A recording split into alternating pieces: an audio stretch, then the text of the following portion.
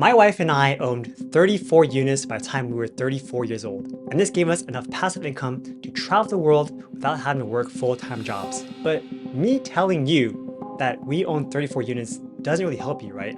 In fact, it might even discourage you from starting because it sounds like a whole lot. It's something that you can never do. But the thing is, we didn't start with 34 units either. So in today's video, I'm going to share you my story about how we got into real estate investing and how we scaled our portfolio step by step. And so by hearing our story, hopefully it'll give you the inspiration to do the same thing yourself. And you're going to hear a common theme in the story, and that is that we were focused on growing slowly. No shortcuts, no get-rich-quick schemes. We played the long game and thought about the future instead of trying to just make fast money. So if you're hoping to watch this video and learn how to become a millionaire by the end of the year, then honestly, this video is probably not for you. But if you want a steady and reliable way to build wealth, then definitely stick around. So my investing journey started when I first bought a property in the Bay Area when I was living in Los Angeles. I didn't have too much saved up, but I knew that this was my shot to get into real estate. Now, originally, I was going to make this a standard rental property, but it just so happened that my job needed someone to also move up to the Bay Area,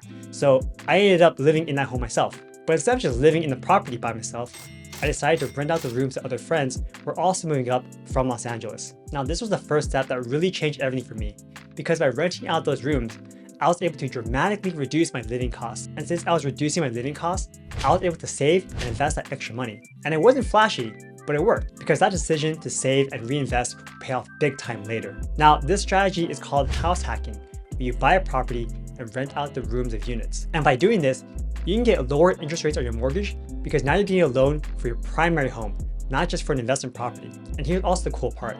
You can also qualify for special loans when you buy your own residence, like FHA loans, buy properties for as little as 3.5% down. So instead of just paying rent, you're now becoming the landlord and getting paid rent yourself. So this was a light bulb moment for me. After I realized how much I could save, I started looking for my next property. But this is when I encountered my first problem. I had no way of buying another home in the Bay Area because they were just too expensive. And since I couldn't buy another property locally, I had to look elsewhere.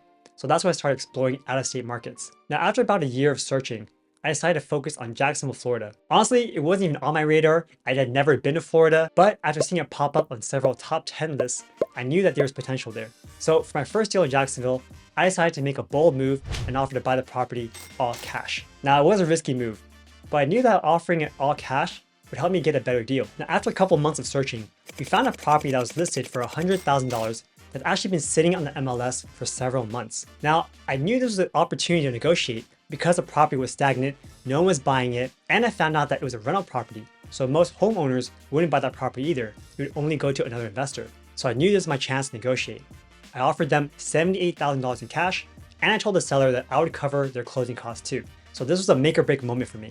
Now, luckily, the seller accepted my offer, even though it was lower than what they wanted, because they realized that no one else was offering and no one was going to buy for $100,000. So once I closed on the property, I used something called delayed financing. So this is kind of like getting a property with a purchase loan, but now you get the loan after you close on the deal. So then this allowed me to get 80% of the cash that I used on the property back, which means that I can go out and buy more properties. So I was so excited that I actually bought another property almost immediately, also in Jacksonville, but this time through an online auction. So with the help of a friend, I was able to get another single family home in Jacksonville for just $40,000. Another steal, right? Now, since this was an auction, I had to use all cash to buy this one. But there was a small catch though. Since it's bought on auction, you have to take it as is. And this time, we found out that there was a squatter living in the home. Luckily for me, I was working with a great property management company, and they knew how to handle the situation. He walked up to the tenant's door, knocked on it, and offered her 6 crispy $50 bills if she moved out by Friday, and she agreed. So when she moved, we got a dump truck and got rid of all the trash that was left behind. My property manager helped me fix it up and bring the property back to rental standard. And then pretty soon after, we got rented out at $750 a month. So now I had 2 rental properties. One was renting for around $900 a month and the other for $750.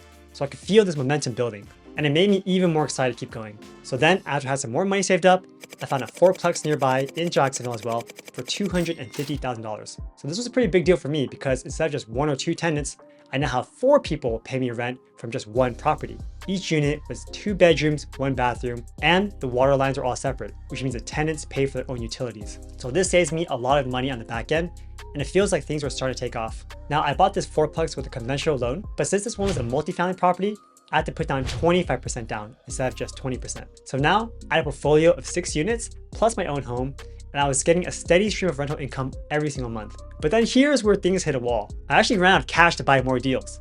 So I knew it would take me another year or two before I could save up for my next down payment to buy another rental property, if I'm just relying on my salary for my full-time job. So I started looking into other ways to make money, which actually led me to house flipping. So flipping houses sounds pretty exciting, right?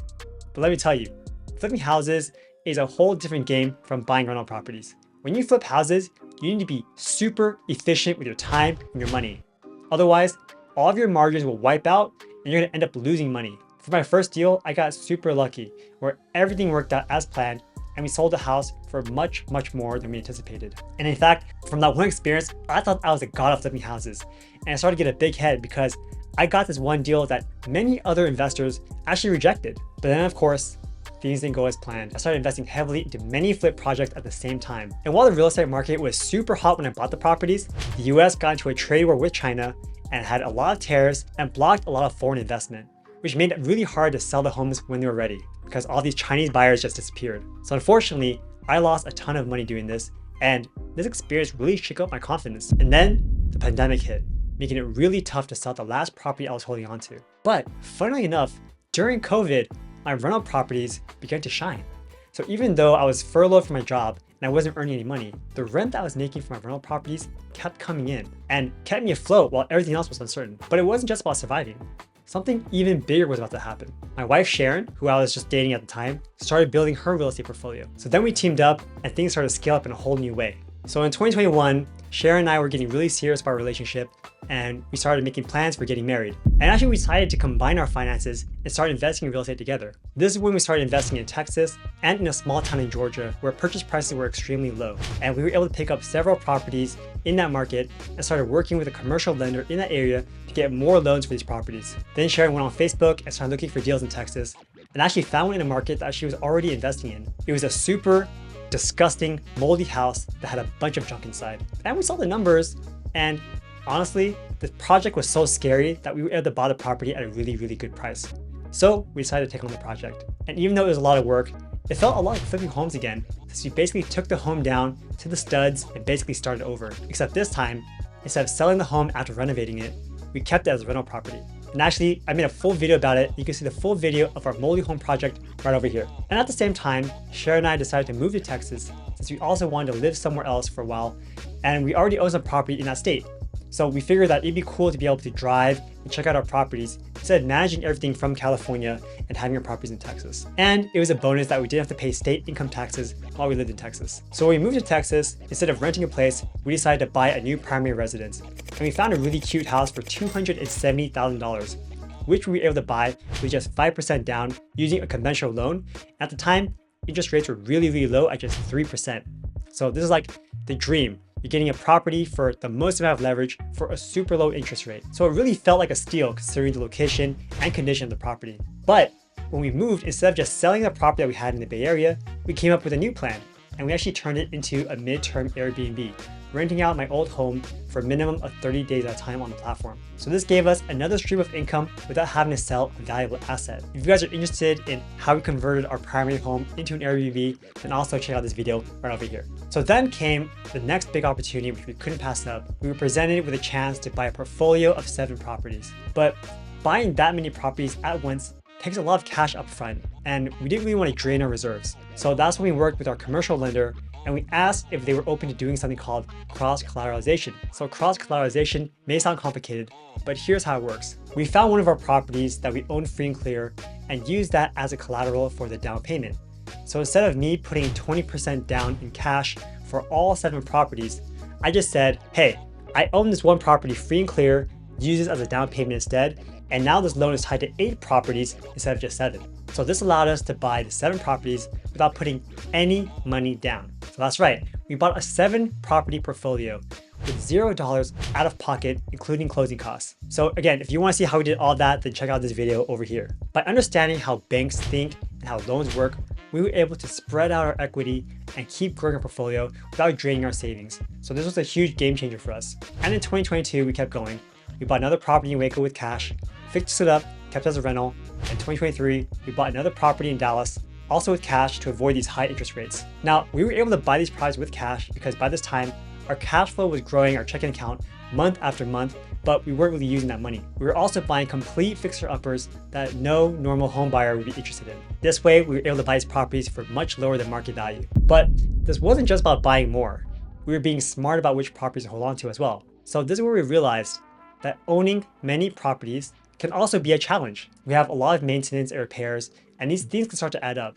So it doesn't matter if the property is in a cheap area, things like installing a new roof or buying a new AC unit will cost around the same everywhere. And having multiple properties also increase our overhead costs, like our bookkeeping or CPA costs. So having too many properties doesn't actually help us after a certain point. So this is where we have to make some tough decisions. Now, this is a key part of building wealth long-term, which is to understand how to maximize your returns by keeping your expenses low and keeping your properties in top shape. So we streamlined our portfolio by selling the properties that weren't performing as well. Now, it wasn't easy letting go of some properties, but it was necessary to focus on what was working. So in 2024, our strategy shifted. We started focusing on renovating our current properties and writing off expenses to reduce our taxes. We're starting to sell out the properties that aren't performing as well and focusing a lot into properties that are doing really well.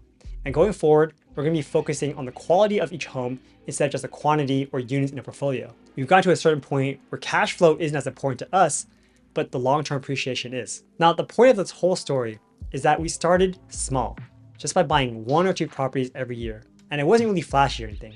I'm not making $100,000 a month or anything like that. I'm not buying like 50 or 100 properties a year. We're just doing things slowly, one step at a time. I invested in a few properties, and as the cash flow started coming in, we then use that money to buy another property, and eventually scaling our portfolio. But all of this didn't happen overnight. When I tried to grow too large too quickly, that's when I got slapped in the face, as you see with my flipping story. Flipping houses is risky, but holding onto rental properties allowed us to grow our net worth and generate cash flow. And eventually, when we wanted to scale our rental portfolio, we started using commercial loans and creative financing to acquire more properties. And to boost our returns, we even started listing some of our rental properties on Airbnb. Now, this wasn't always easy, and there were definitely challenges along the way. We had to sell underperforming properties and start focusing on our stronger investments. And we learned to adapt and focus on what's best for us. So for our future plan, we plan on focusing on buying fewer properties, but higher value ones in appreciating areas. We don't just want more properties, we're looking for the right properties. So what's next for you? If you're just starting out, focus on finding a property near where you live, close to work that's a desirable area. House hack and rent out the rooms to friends or family members and cut down on your cost of living. It's a super small step, but it's how you can start building your own portfolio. Then use that saved money to invest out of state. It doesn't matter where you begin. What matters is that you start. And if you guys want to learn more about how to buy your first rental property, then you should definitely check out my free webinar. You get real actionable steps to start your own journey, and I'll drop the registration link where you can sign up down below. So now that you've seen how we scale our portfolio, the next challenge is making sure that you buy the right properties. Because if you don't know how to properly analyze a rental deal, then you could end up losing a ton of money. So watch this video over here to learn exactly how to analyze a rental property so that you don't make any costly mistakes. Thanks for watching, I appreciate you, and I'll see you next time. Take care.